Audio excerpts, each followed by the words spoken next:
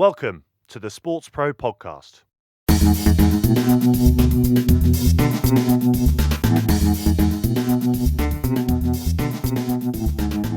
Hi everyone, and welcome once again to the SportsPro Podcast. My name is Eoin Connolly. I'm the editor-at-large at SportsPro. Hope you're well. Delighted to welcome today Misha Sher, Global Head of Sport, Entertainment and Culture at Mediacom. Hi Misha. Good to be with you.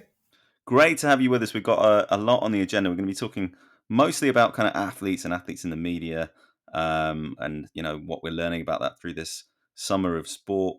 We've got an interview just a bit later with former England footballers Adam Lallana and James Milner, still professional footballers Adam Lallana and James Milner, about White Rose Sports Management, their golf agency. They're joined by Ben Schmidt, who's a young British golfer they've signed. It's quite a cool, quite an interesting story about some professional sports people doing something a bit different with their time and looking ahead to how else they can use their experience and their expertise. But Misha, you and I are going to spend this part probably talking a bit more about kind of the activities of sports people in the media space and the ways in which they're using their profile and the dynamics that's creating in a whole different range of respects. We've spent the last few weeks on the podcast talking about UEFA Euro 2020, and we are kind of trying to put that in the rear view a little bit. But, the final was on Sunday.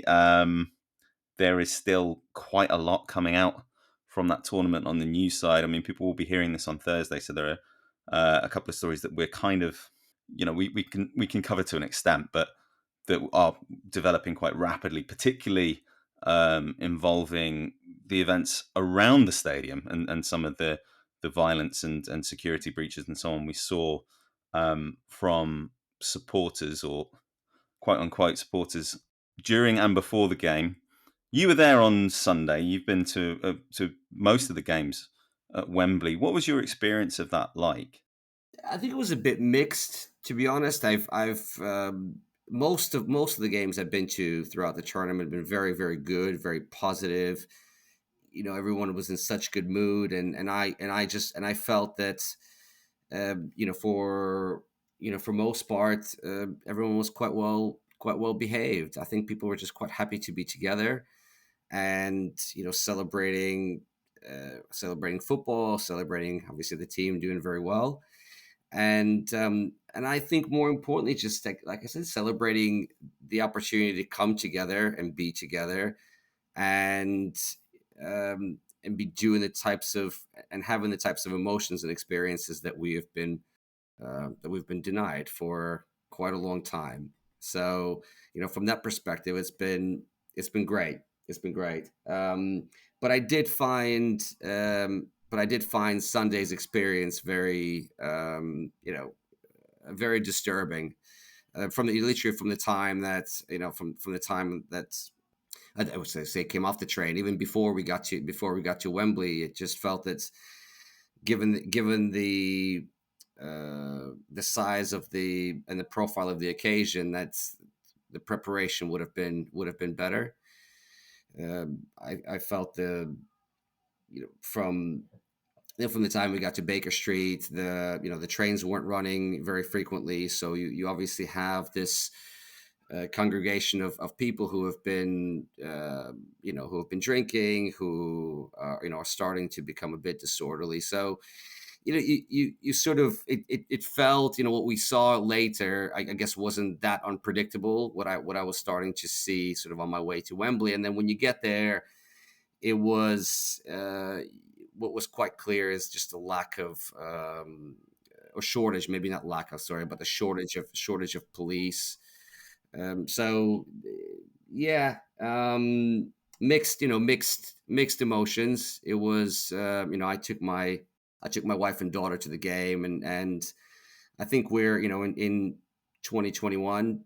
I think we should be in a place where our major sporting events are set up and run in a way that allows us to bring to bring families with and have a positive and safe safe experience. So, and it didn't quite I wouldn't say I felt unsafe, but and we missed some of the trouble, but clearly, though the place was,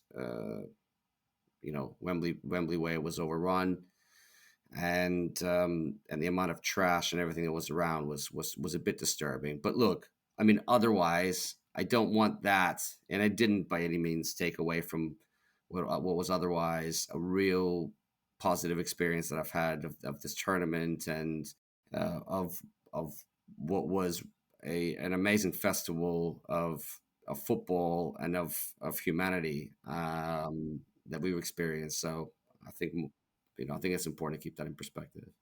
Yeah, including at Wembley. You were saying before we started. I mean, I spoke to Chris Bryant last week, who's the head of tournament delivery at the FA, and that's the grey area around Wembley specifically, and all of this stuff is going to come out, I think, in inquiries that the FA will have, that I'm sure public authorities will have here in the UK, and that UEFA will put in place as well, about what actually happened at the event. And the extent of security breaches is something there's still some conflicting information about, although it seems to be more serious than perhaps it first seemed on Sunday night, or outside of the ground of the information we were getting on Sunday night. But that does seem to be the grey area in terms of jurisdiction, is that Olympic Way, Wembley Way stretch it's a public thoroughfare with private businesses around it. It's not the FA's property. Some of the conventional security tactics that you'd operate at other venues don't come into play, because you can't have the big security rings, or if you can, you have to involve the police a lot more extensively. I think there's going to be a lot to come out, but as I say, much of it will come out, or could come out, between now and when we publish this on Thursday. So we won't dwell on this topic too much further. I don't know if you had anything else that you wanted to add there, but No, no. Look, I think the right sort of measures will be taken. We'll learn lessons. There's been a few unfortunate incidents, but I do want to stress that generally speaking, it was a very, very well organized tournament, and I think it's been a huge success. It's unfortunate that we have some of these issues from time to time, but it is important just to, again, keep it in perspective. Sometimes it's difficult when you have you have a result that doesn't go your way, you have a bit of trouble, and it feels, if you open the papers, it feels like it's a bit of a disaster, and everything's quite negative. And I think that's, to look at it that way would be a huge mistake. It was mostly a very, very positive tournament, and most of the people who have experienced it had their experience of it has been nothing but great. So it's just, we've got to keep all of that in perspective, is what I would say. the other big story coming out of Sunday's game, from a news perspective, obviously the big story is Italy winning, and congratulations to them. They were, you'd have to say, the best team throughout the tournament, and probably did enough to deserve it on Sunday as well, penalties or not. But the story that's come out, other than that, is one that's an extension, in a positive and negative sense, of a couple of themes that have been running through the year, and that was the abuse of the England players, the racist abuse of England players on social media, and also the response of players and fans to that. And it's been very much led by members of the England team. The kind of positivity that they've tried to get out there, and also the responsibility they've taken, and the way that they have set their position out.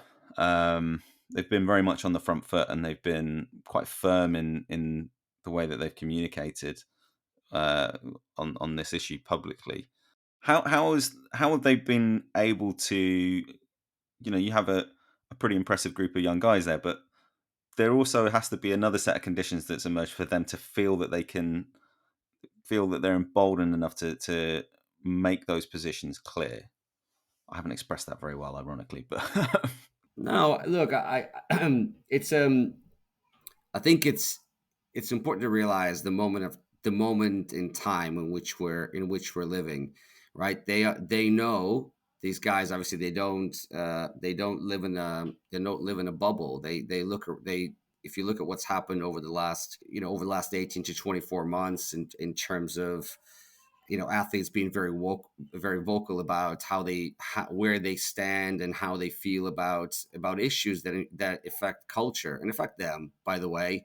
And when you look to your left and you look to your right in the dressing room, and you could see that these are, you're not in a minority. This isn't going to be something where you have to stand on your own and stick your neck out. What's been brilliant about this team is that they all seem to be that way. They're all very open about about how they feel. And I think this is one of the main reasons why everyone that's connected with them in so much over the course of the tournament. So it's been, I think the environment is such in culture and also in that camp that has created conditions for that, for these players to be very open, to be very honest about where they sit on these issues.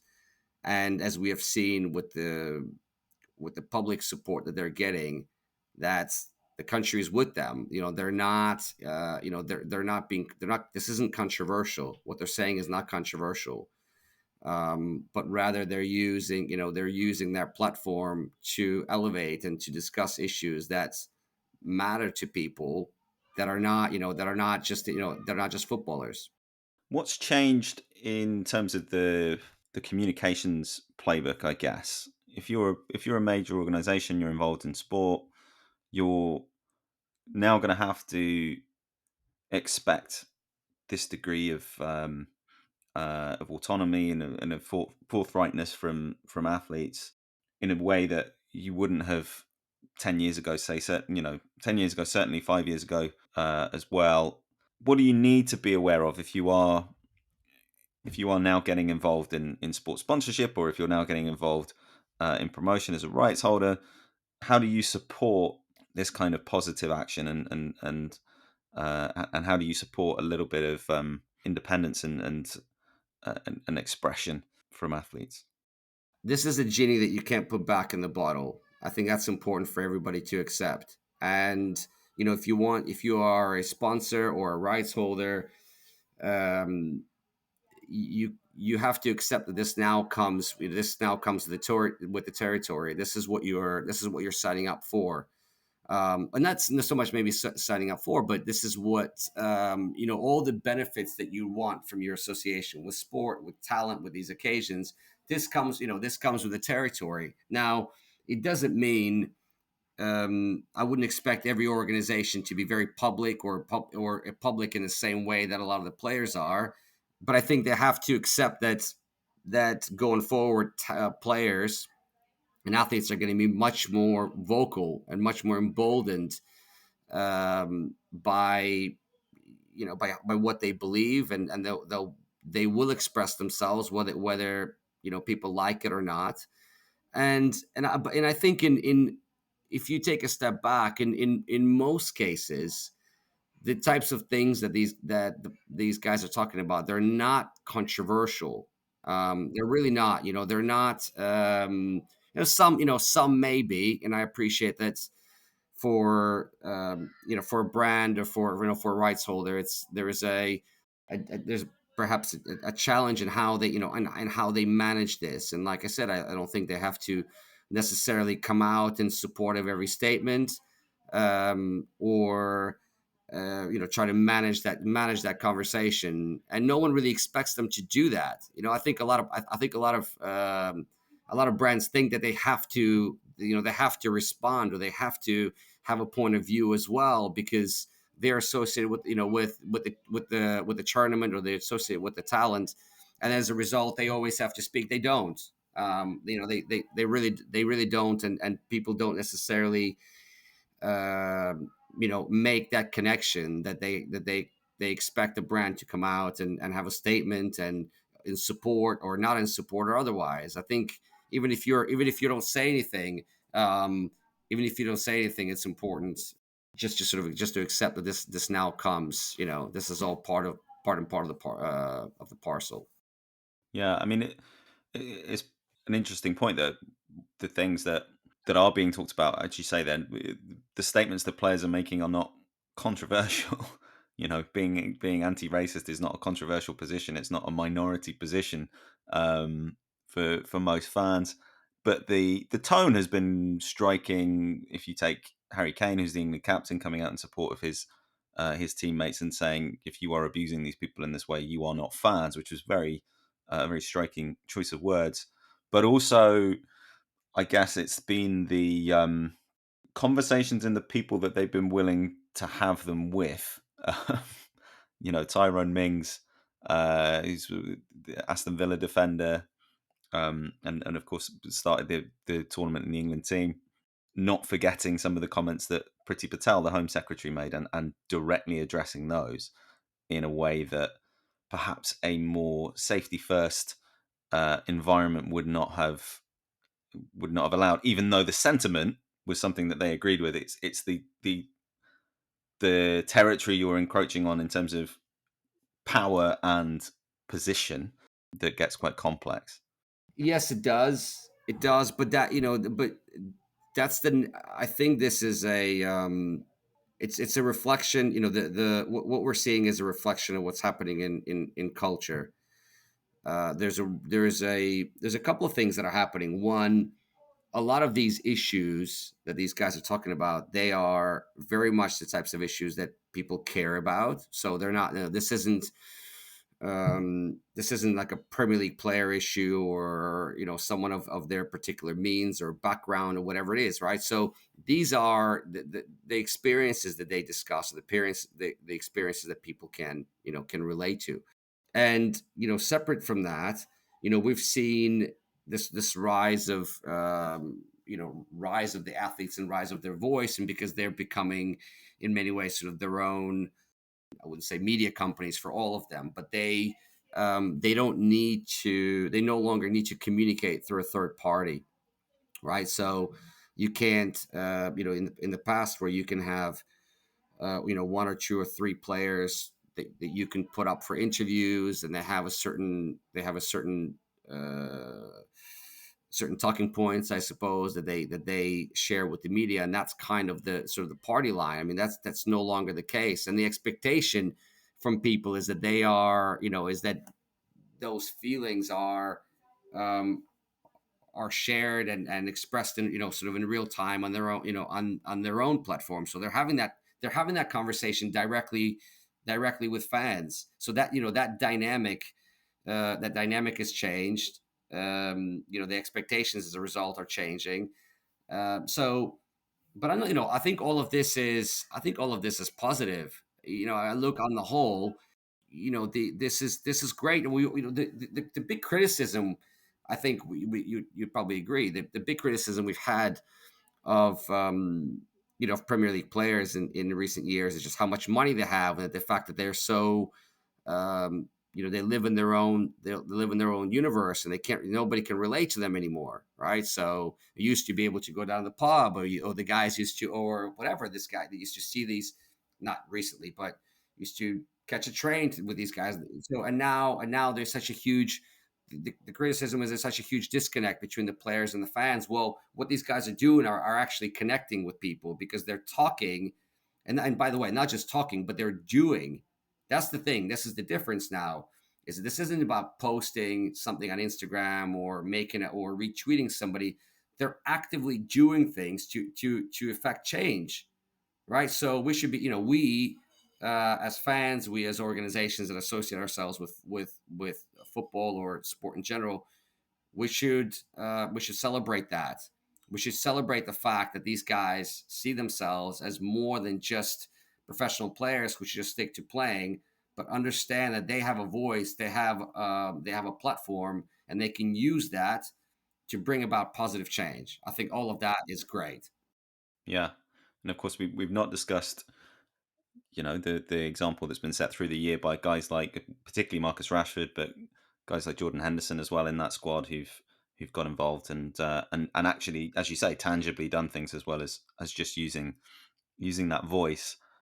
I mean, this won't be part of the calculation that those players or those athletes make, but there does seem to be a shift in terms of the way that brands react within these discussions, and particularly where they're able to separate the social issue from the political issue, as in the kind of party political issue or whatever discussions are going on within corridors of power.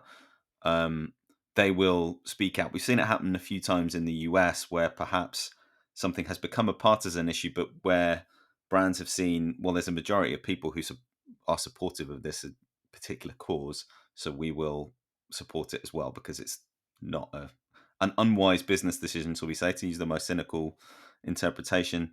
We saw a bit of that as well during UEFA Euro 2020 with the row that broke out over the use of rainbow flags and that kind of imagery around the Hungary games in particular, and brands really running with that throughout the rest of the tournament. I mean, what?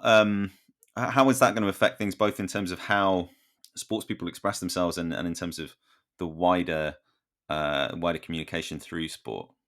Brands are very very clever with these, with these types of with these types of issues. I think they know, or they have a pretty good idea. Let's say they have their hand firmly on the pulse in terms of where the public or where their consumers or the people they're trying to speak to are sitting on a specific issue.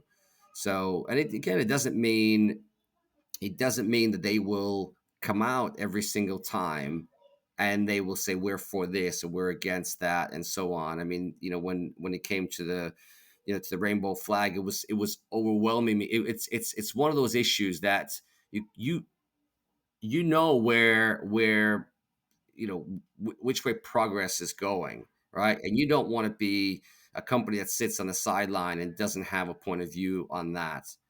And just to say, look, we support that. We champion equality.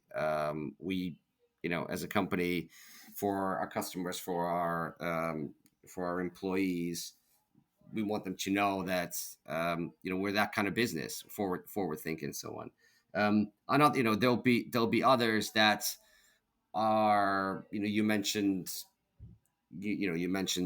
in the US there's some issues that are more divisive, and in those cases, if anything, they may just come out and say that, or they respect and support the ability to express, that people will express their opinions on a particular subject, and I think that's okay as well. They don't, I really don't think that there is a real pressure to always take one side or the other. That's a bit, I think that's, if that is the perception, I think that's not, it's not accurate. I certainly don't think that's an expectation. There are plenty of issues where people will have a difference in opinion, or difference in opinion how you actually deal with them. And I think in that case, it's wise to, if you are going to comment, and again, I don't think that's always required. If you're going to comment, just say, we support the fact that that people feel passionate about these issues, and the fact that we can have a dialogue, right? And we can have different opinions about an issue, and we can agree to disagree. I think that's okay as well. I think this for me is quite important. We've gone so there does feel at times that on so many of these issues, there's so much there's so much momentum that picks up, that there's an expectation that people know where you sit, right? Which camp are you in? And you're always having to sort of, then you having to pick sides. And I just don't think I don't think that's healthy. I don't think that's important for having sort of the dialogue and the conversation around issues that are important and sometimes don't necessarily have a black and white solution. So just going back to where we started, I really don't think that brands or rights holders always have to have a point of view on every single issue. They will have strong points of view, and on issues like race and equality, I think those are quite obvious. And they do, and they've come out, and we've seen strong condemnation, from the FA, from the partner, from UEFA partners, from UEFA themselves, on where they stand on issues like that, and that's a pretty easy one. But in the future, if there are others that that are maybe are not as as straightforward, or it might be straightforward for some people and maybe not for others, I don't think there's an expectation that those that's any sort of sides are being taken, or that they're driving that conversation forward. It's not required. What are some of your expectations around? We have one more very big sporting event coming up this summer, slightly more complicated because of the number of people involved, number of nations involved, number of perspectives involved. How do we think that, first of all, these kind of issues are going to be addressed around the Olympic Games? But also, I mean, there's a degree of brand control that doesn't exist as much in other sports, because again, it's so complicated. Again, you have so many actors involved in the whole process that there is a little bit more. Things do proceed a little bit more on rails from a communications perspective around the games. Again, I would expect that we'll see we'll see athletes being quite vocal about whether that's a couple of things. One, it might be they're expressing themselves on social issues, which we've seen which we've seen recently. Using Think about it, for Olympians. I mean, these are athletes that aren't like Premier League players who actually have a platform to express themselves all year round. Olympians don't. I mean, unless you're in tennis or in golf, you're in types of sports that are that we get to see throughout the year. If you're in athletics, for most of that 4-year period, you don't hear from the athletes. So I would expect many of them to take that opportunity to express where they stand on issues, because they do have points of view, and they'll be acutely aware of the fact that they don't have the ability to have to leverage like the sort of spotlight that their counterparts in other sports do. So that will happen. The other part, which I suppose is important to keep in mind, is how people feel about Olympics going forward. It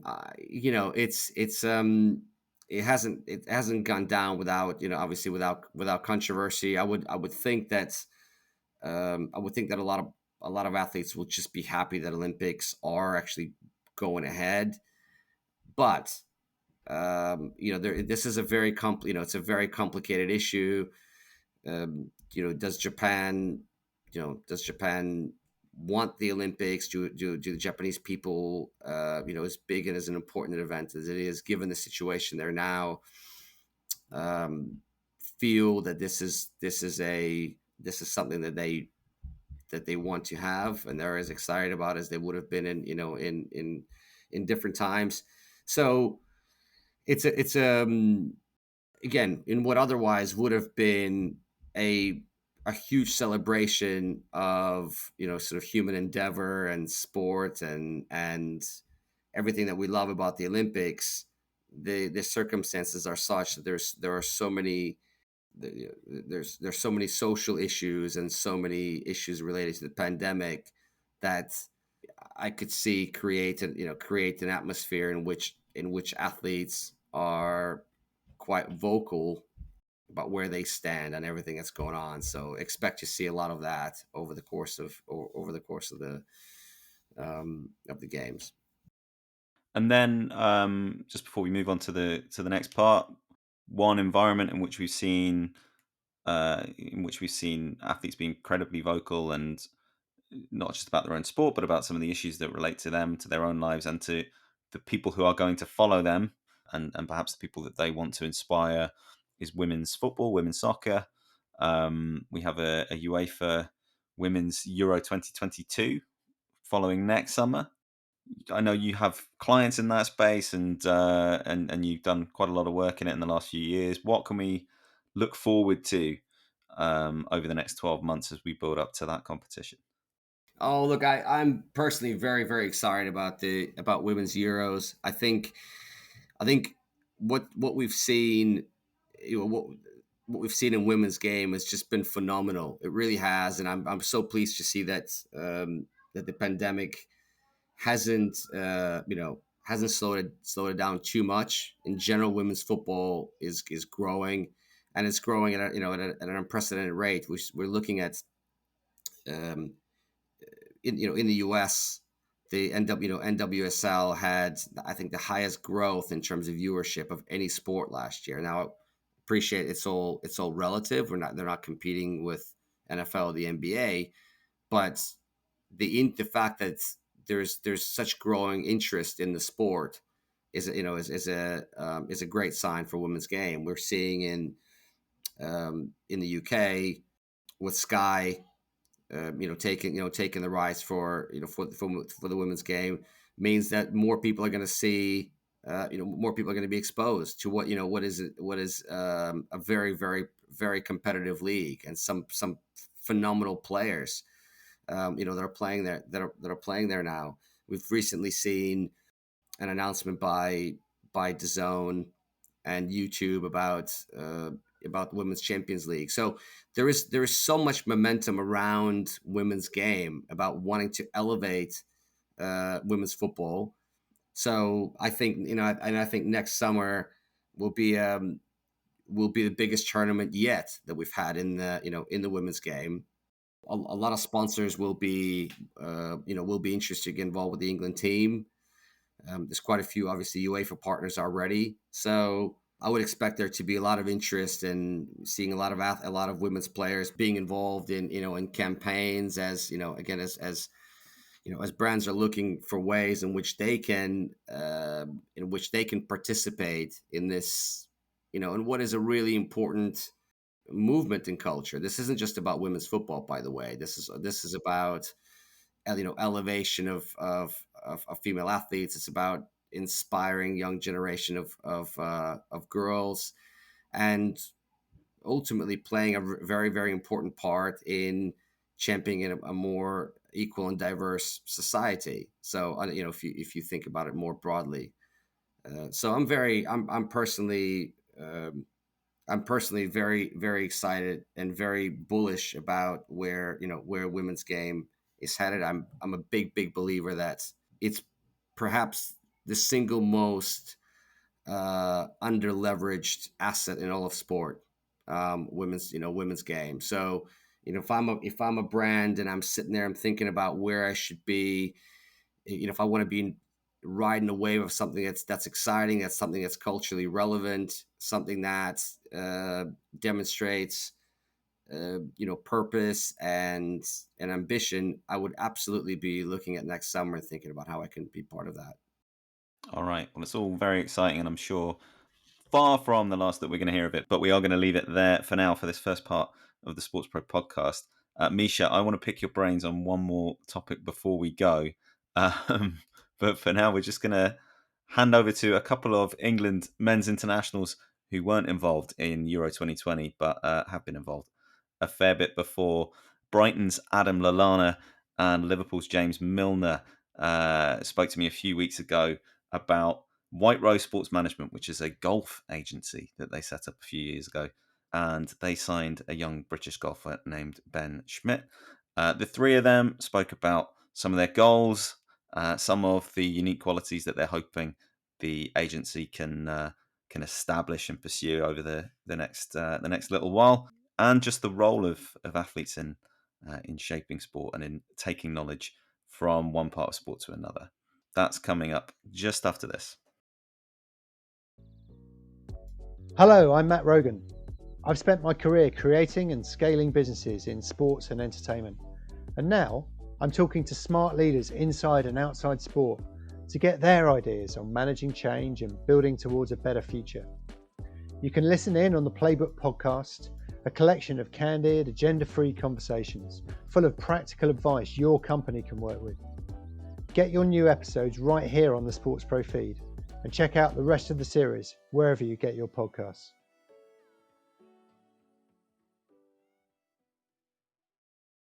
So, guys, welcome first of all. What inspired the two of you, Adam and James, to get into golf management? Where did this concept come from?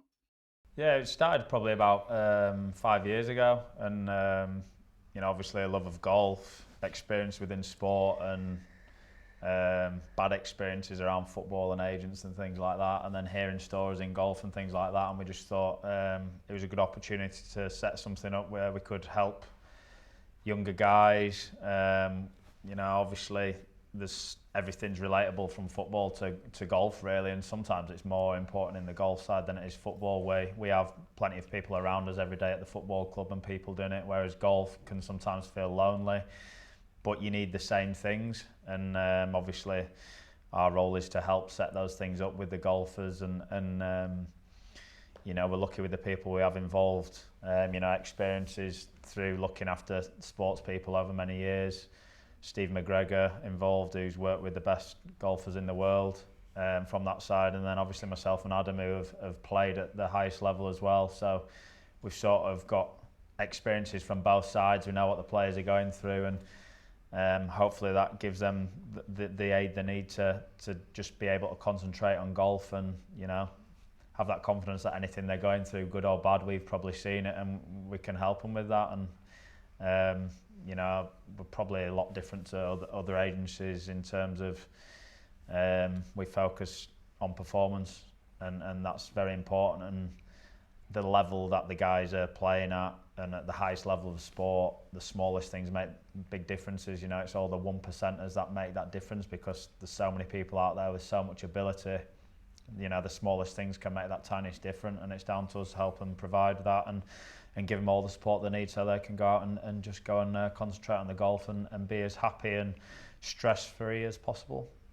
So aside from the story that you guys are obviously bringing to it and the profile from football, it is that performance aspect that you want to deliver. How are you hoping to communicate that to the players who you'll be working with?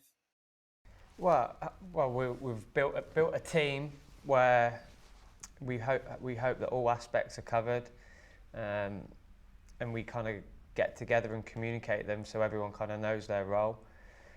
For example, Ben at the moment, he's got a swing coach, but then he'll be speaking with Steve McGregor, who manages his schedule, who will manage his gym program. Will manage his nutrition and help his dietary needs. And if we can help kind of communicate them and put the schedule in place, then hopefully he's got the basis there just to go and concentrate on his game, and then hopefully keep developing and focus on what he needs to focus on, which is the golf. It can be a very, very lonely sport and a very individual sport at times, and I think that's what makes it even harder than what it already is. So if we can kind of build a team to help our golfers and take slight bit of pressure or responsibility off them and work together, then I think it will give them that that extra chance to succeed. Ben, from your perspective, what's the process like at the stage of your career that you're at? What's the process like of choosing the right representation? What were the things that you were looking for? And how did you come to be working with these two guys to begin with? But also, what advice would you have for pros who are looking to make the decisions that you just made? Yeah, I mean, I think for me, joining White Rose, like James said, the ethos is performance based, and that for me is a big part of why I joined. I feel like the guys that are in the team, James and Adam here, and then they've got great experience. So if I even need anything or I've got questions, I can turn straight to these guys. Have been there and they've done it. We've got Matthew and Alex. They take care of all the stuff that is like off the course that I don't really need to know that much about. Then obviously I work with Steve, who does like all my scheduling, and like Adam said, does my gym program, which he communicates with my coach as well. So like if I'm working with my coach on something, I need to get in certain positions, or I need to strengthen an area that's going to help me swing the golf club better, then I go back to Steve and he can give me certain programs on what to work on to help that. And I just feel like the transition from playing amateur golf to then turning professional was really easy for me. The team that I've got around me, they made it as easy as possible, and everything was just in place. And like say the performance side of what they want out of White Rose was proven in my first pro event. You know, I had a great performance, played really well, and yeah, I just really like the fit for me. James, Adam, you've talked about the differences between building a career in football and building a career in an individual sport like golf. What was the process that you went about to educate yourselves a bit about the golf industry and what you would need to, what lessons you would need to apply in order to be effective in management there? Well, I think, obviously played golf myself for a long time and know a lot of golfers who play on the European Tour and things like that. But I think people see it as very different, football to golf and team sport, individual sport. But there's so many things that are exactly the same and relate. Preparation, recovery, the ups and downs, dealing with injuries, dealing with high pressure situations, dealing with expectations, travelling, being away from your family.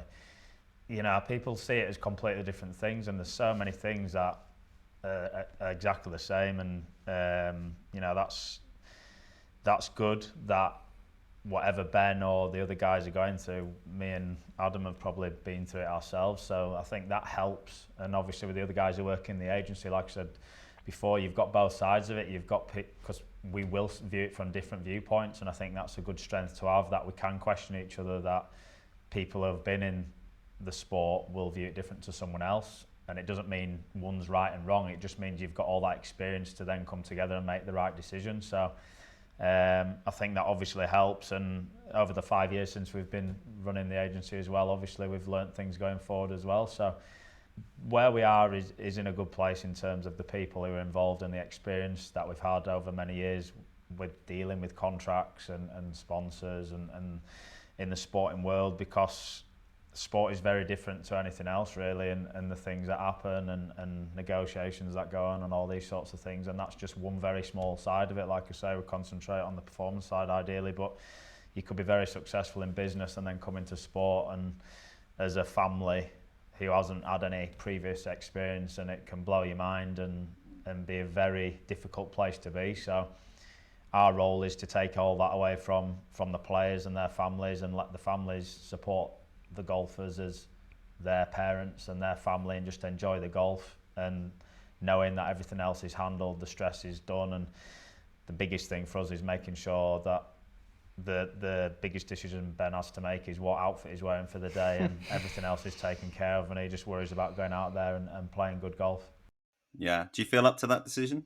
Yeah, definitely. Yeah. You know, you've all stressed the importance of having that team around, and that is again something that people who are on individual circuits, in whether it's golf or tennis or where they're responsible for all aspects of their career in performance and on the commercial side. It's a lot of work. I mean, how have you gone about building the network that you need so that you're able to identify the right people and bring them in to work with the players on your books? Yeah, I think obviously it's important that you don't change too much too soon as well, because obviously players will have worked with people for a long time as well. So it's identifying the areas which they're happy with, and then also identifying areas which could be slightly better. And that's what we're talking about, challenging each other before.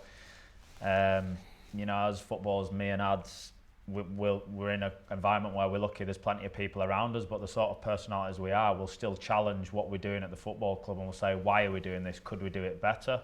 And it's important that Ben or whoever the player is, it's important that they take control of their career and challenge things and say, could I do this better with these people around? And we all come to the right decision.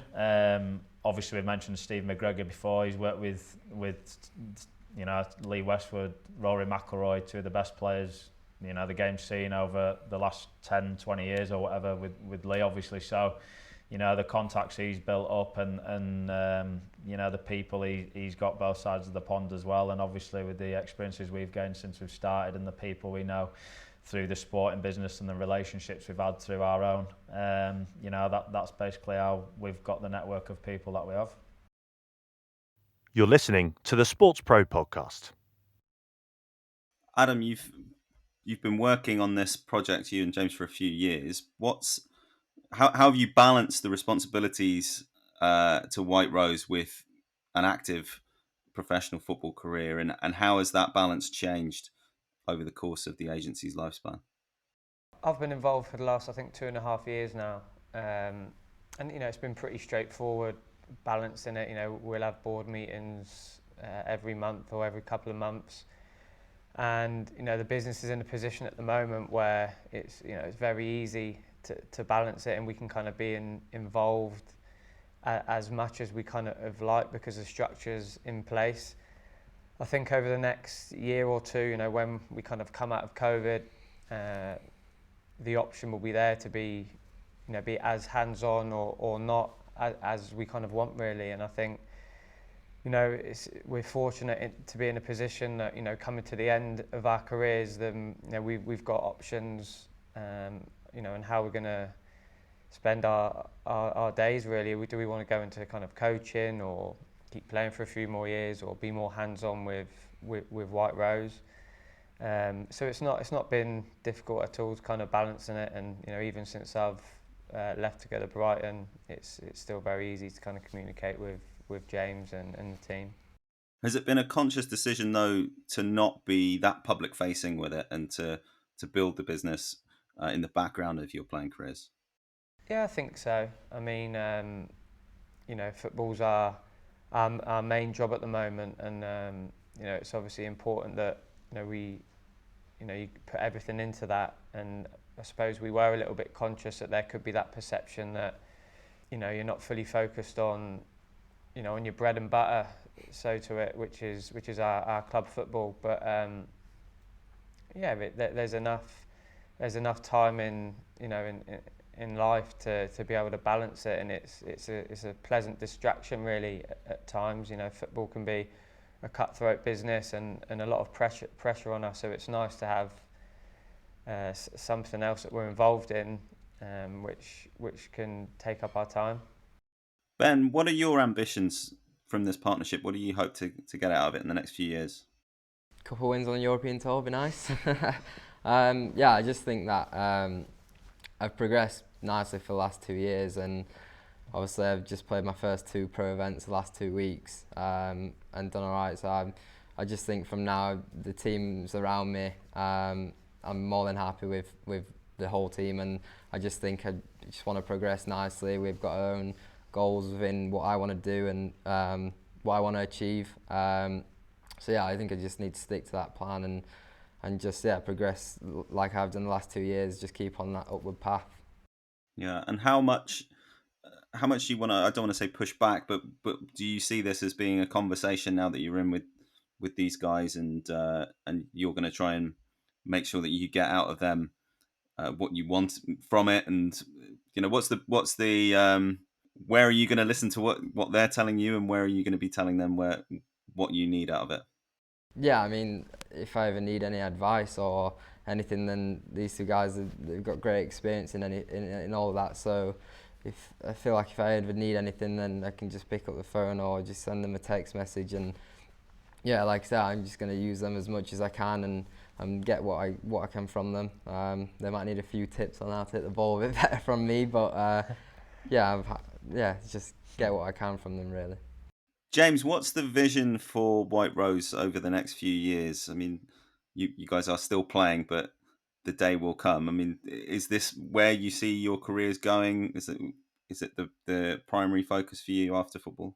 Yeah, I think you can't say for sure. You never know what happens in football, obviously, and don't know what will happen with ourselves. But White Rose will always be very important, and we'll be there as much as it's needed. And for the guys, no matter when it is, maybe not in the 90 minutes we're on the football pitch, but any other time from that, they can pick up the phone to us. And it's a passion of ours. We want to help the guys who we've got, and seeing these guys develop and go on, and like Ben said, winning a couple of European Tour events. For us, if that happens and he progresses like we believe he can, and he knows he can, that would be fantastic for us to know that even if we've had 1% helping these guys achieving what they want to achieve, that would be amazing, because that's why we set it up to help the young guys come through and be the best they can be and help them develop. So that's the aim, obviously, to get the guys to where they dream of being. Obviously, having one of our other players, Jonas Veerman, playing in the US Open, which is coming up at Torrey Pines, that's obviously fantastic for us as well, and hopefully he goes well there. But that's obviously another nice step for us as well. And do you see it as having the capacity to develop beyond golf? Do you see yourselves getting involved in other sports, or do you think you're building a specialism here in managing golf players and the demands of the tours that they're on? Yeah, I mean, potentially, you never know. Obviously, we have a lot of experience in football as well, and like we said, it does relate to other sports, so you never know. We'll see what happens with that one. But like I say, with the setup we have now, it's in a good place, and the things we know from football is obviously an opportunity as well. But at this moment in time, there's no plans there. We're concentrating on the golf side, but we'll see what develops there.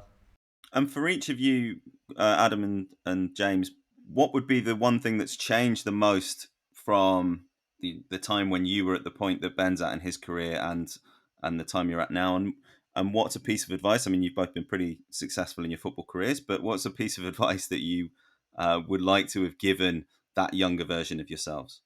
Well, obviously looking at Ben and knowing Ben and building a relationship, it's really apparent he's got a very wise head on young shoulders. And I think looking back to when I was 18, I probably wasn't like that. It took me a lot longer to maybe develop, and I wasn't as mature or probably as professional. And that's probably one of the reasons why I want to help younger lads. It's it's the same when I'm at Brighton and working with the younger players coming through the academy. So yeah, we're very fortunate to have Ben, and for him to have that kind of mindset at such an early age, because the mindset between football and golf, there are so many comparisons, and kind of the sooner you realise that, I think the more chance you've got to succeed, because I think the mind is such a important component in all sports.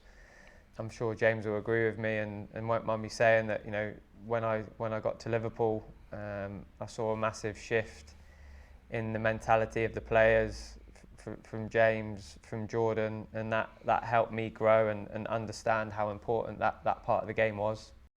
Yeah, I think for me, obviously as a young player coming through, you've got all these dreams and things like that, and there's so many other people who have the same, and it is cutthroat, and you have to be single-minded. I think you have to work very, very hard and make sacrifices to get where you want to get.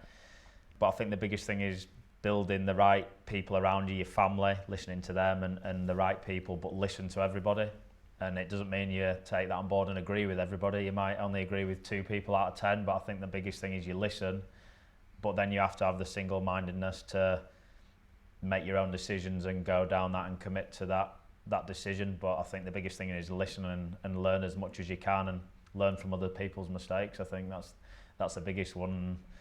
Like us as older players and older sportsmen and that will have made mistakes, and you try pass those mistakes on to other people so it doesn't happen to them, and let them know your experiences. So I think that's the biggest thing. Obviously, single-mindedness, learn what you can and work very, very hard to get where you want to get to.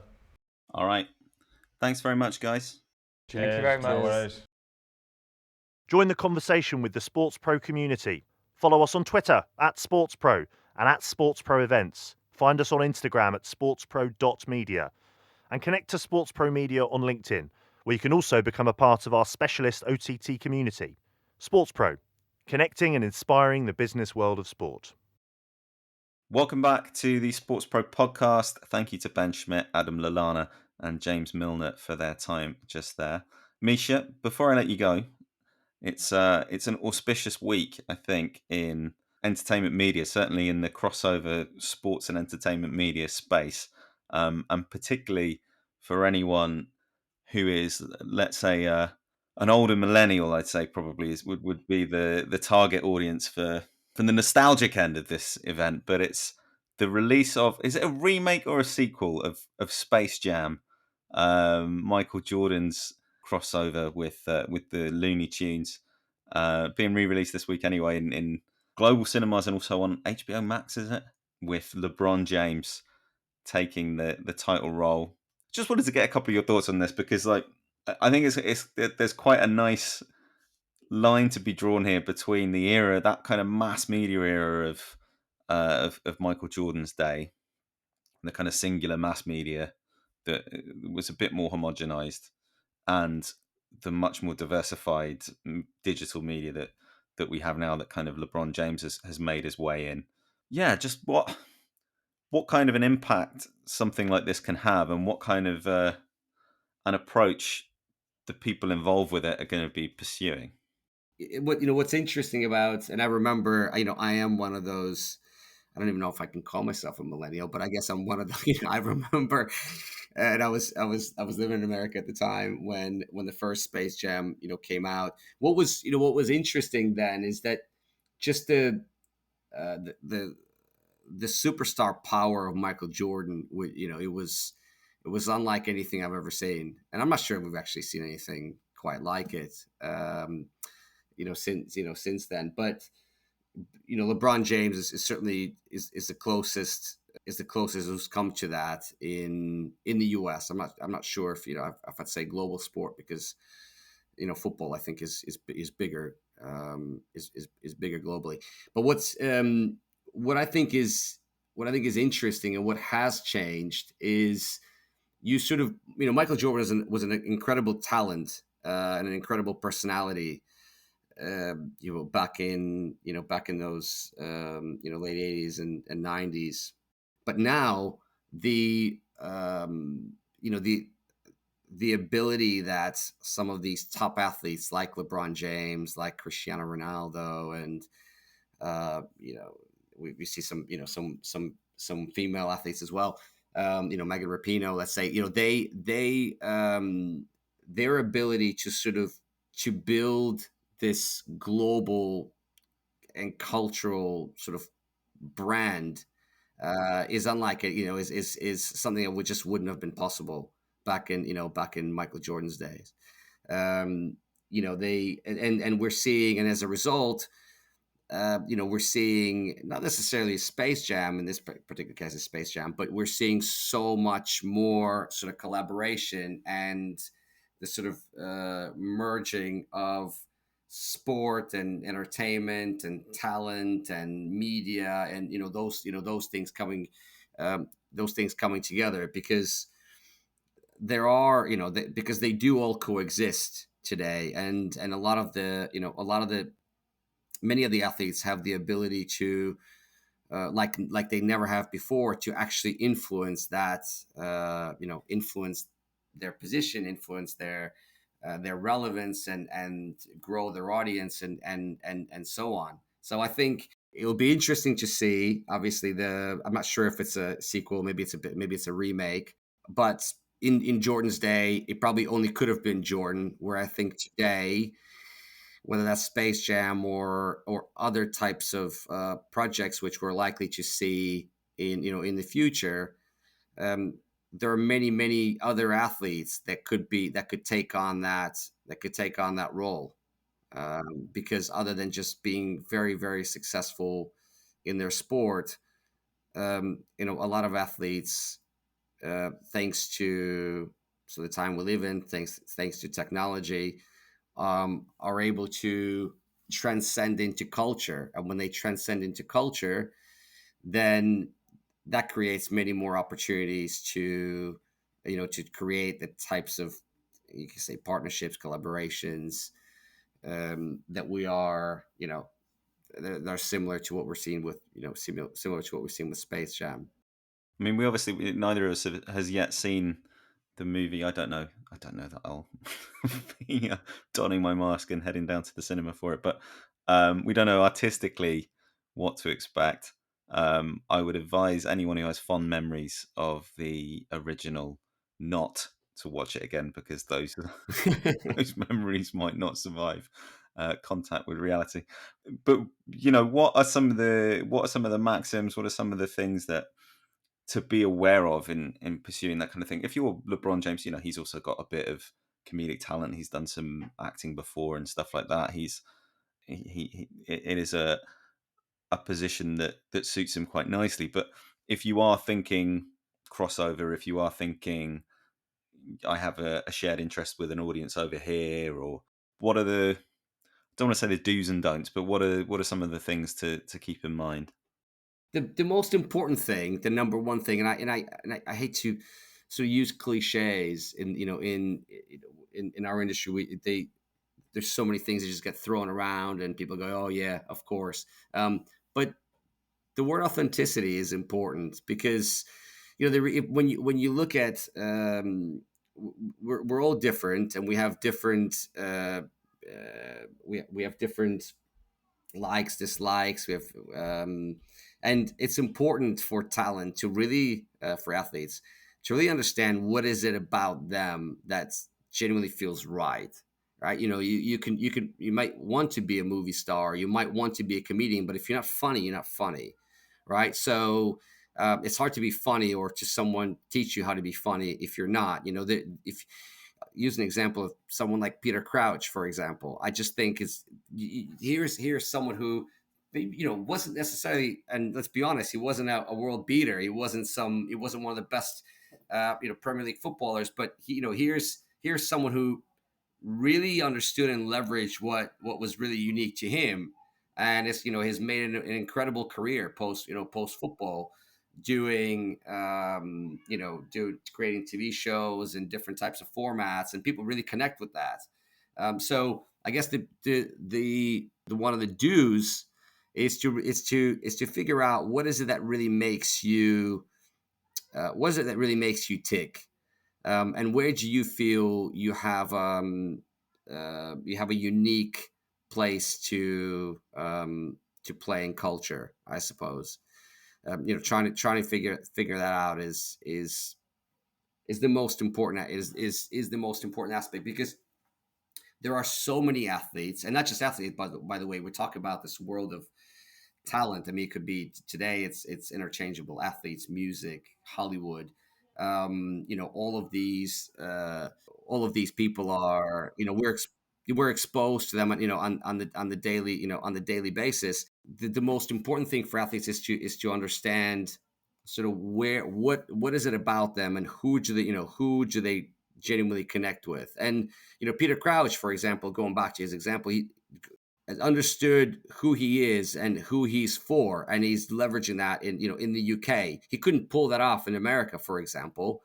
I don't imagine that he would, because he doesn't have that sort of notoriety or relevance, and maybe sense of humor that people would understand. So he's carved something out for him in the place where he's come from. That is distinctive, to a point where he can, from there he can go into a number of different areas. But you could see what he's done there. LeBron James is clearly has the has the personality and to be in, and the profile to be in Hollywood. That's really interesting. But I think you'll see other athletes now who are, for example, are very really into gaming, and they can veer into that world in a really in a really authentic way. So a don't is don't try to be and pretend to be someone that you're not, and speak to an audience that isn't interested in you. These days it's quite clear. You could look at the audience that you already have, and all the sort of data and insight is there. You could see what these people are into outside of following you. They're into music, or they're into fitness, or they're into mindfulness, whatever it happens to be. So I think it's none of these things are I suppose, an accident. You don't become a top athlete. I always say, when with the talent that we work with, you didn't get to where you are by just turning up on a training pitch, or by eating eating whatever you like, or training whenever you feel like it, or whatever happens to be. Right? You understand that there's a process, there's a reason, there's a way to get to the top, to perform at the highest level, to play amongst the best players. It's not very different, to be honest, off the pitch. It's also understanding where you're trying to get to, where you are today. How do you build that audience? How do you build that credibility? How do you start to extend into those areas while you're still, I guess, a big do, going back to your original question, you have to start doing that whilst you're at the top. Very difficult to do once you've retired, and because we live in you live in the world where people are always saying, "What have you done for me lately?" Right? So you're here today, gone tomorrow. People move on. They moved on to someone else. So if you can start to build credibility in a particular area, which is what LeBron's doing now. He can retire tomorrow and go and become an actor if he wants, and amongst other things. Then that's the most important thing to do. Start whilst you have the opportunity and the profile and access while you're at the top. Misha, we are going to have to leave it there for the SportsPro podcast. Anyone who is eager to get more Space Jam content, I don't know, there might be a column coming out on a website not very far from sportspromedia.com in the next couple of days. But yeah, thank you very much for your time. Always a pleasure. Really enjoyed it. Yeah, enjoyed talking to you. Thanks again as well to Ben Schmidt, to Adam Lallana, and to James Milner. And thanks, of course, to all of you for listening. We will be back with you again very soon. Bye-bye. The SportsPro podcast is published by SportsPro Media. The producer is Ed Dixon.